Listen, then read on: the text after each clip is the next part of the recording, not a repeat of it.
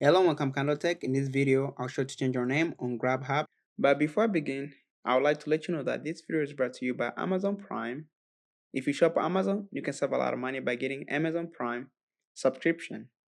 If you want to learn more about how you can save all this money, click on the Amazon Prime subscription trial link. You can find this link in the video description. Now let's get back to the video. Like I said, I'll show you how to change your name on Grubhub. We'll start by opening up your Grubhub app. So once you open up your Grubhub app, you're going to arrive on this main screen right here.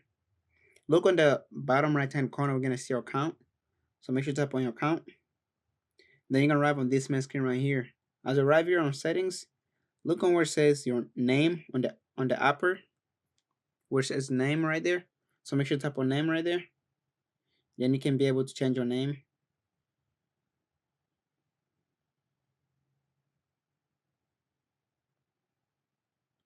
Right there. So once you've done that, you can tap on the bottom where it says save. Right there. Then it's updating and your name is changed. And that's how you change your name on Grubhub.